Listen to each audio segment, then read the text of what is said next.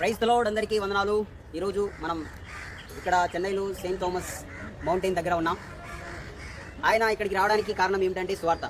సువార్త అంటే ఏంటి అనేది మనం చూసినట్లయితే, ప్రపంచంలో ఈ భూమి మీద నివసిస్తున్న ప్రతి ఒక్క మనిషి కూడా దేవుని మాట వినుకోకుండా తనకి ఇష్టానుసారంగా జీవించుకుంటూ ఉంటున్నాడు. దాన్నే పాపం అంటాం. ఈ పాపం అంటే దేవుని మాట వినుకోకుండా మనిషి తనకి ఇష్టానుసారంగా జీవించడమే పాపం. పాపం వలన వచ్చు జీతం మరణం.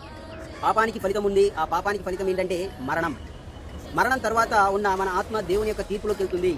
దేవుని తీర్పులోకి వెళ్ళిన తర్వాత దేవుడు మన పాపమును బట్టి, మన దోషమును బట్టి, ఆయన నీతిమంతుడు కాబట్టి ఆయన మనకి ప్రతి ఒక్క వ్యక్తికి తీర్పు తీరుస్తాడు. ఆ తీర్పు ఏంటంటే దేవుని ఉగ్రత మాత్రమే ఉండే భయంకరమైన దారుణమైన ప్లేస్ నరకం.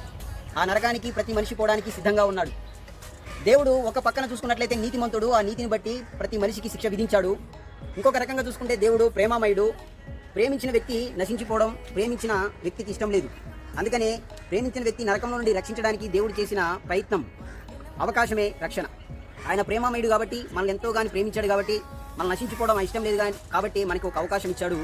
ఆ అవకాశం ఏంటంటే ఆయన ఈ లోకానికి రావడం, పాపానికి ప్రాయశ్చిత్తం చేసి తన రక్తాన్ని శిలువలో చిందించడం, మన కోసం చనిపోవడం, తిరిగి లేచి నిజమైన దేవుడిగా నిరూపించుకోవడం. మనం నరకానికి పోవడానికి కారణం పాపం. పాపం పోవాలంటే పాపానికి ప్రాయశ్చిత్తం జరగాలి. పాపానికి ప్రాయశ్చిత్తంగా తన రక్తాన్ని శిలువలో చిందించడం జరిగింది. ఇప్పుడు ఎవరైతే ఆ శిక్ష నాకు ఉంది, ఆ శిక్ష నుండి తప్పించే ఏకైక వ్యక్తి యేసుక్రీస్తే. ఎందుకంటే ఆయన మాత్రమే పాపానికి ప్రాయశ్చిత్తమైన రక్తాన్ని శిలువలో చిందించి నా కోసం చనిపోయాడు, తిరిగి లేచి నిజమైన దేవుడిగా నిరూపించుకున్నాడని ఏ వ్యక్తి అయితే విశ్వసిస్తారో, నమ్ముతారో, ఆ వ్యక్తి యొక్క పాపము ఆయన క్షమిస్తాడు.